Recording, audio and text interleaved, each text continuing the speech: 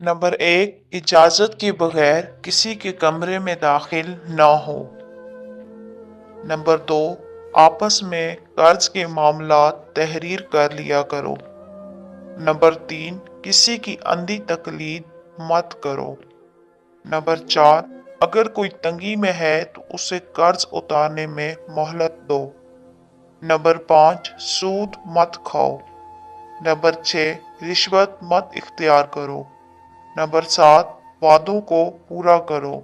Number 8, आपस में एतमाद कायम रखो। नंबर 9, सच और झूठ को आपस में ना मिलाओ।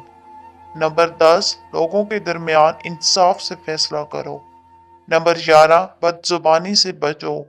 नंबर 12, गुस्से को पी जाओ।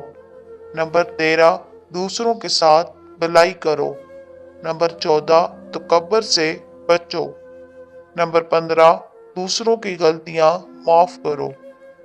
नंबर 16, लोगों से नरमी से बात करो। नंबर 17, अपनी आवाज पुस्त रखो। नंबर 18, दूसरों का मजाक ना उड़ाओ। नंबर 19, वालदेन का एहतराम और उनकी फर्माबरदारी करो।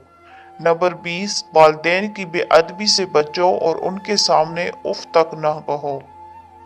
हिकमत की बातें, जब औलाद खुद को माँ बाप के हुक्मों के मुताबिक ढलने लगती है तो अल्लाह खैर के दरवाजे खोल देता है। अल्लाह तबारक ताला हमें इन सब बातों पर अमल करने की तौफीक अता फरमाए। आमीन।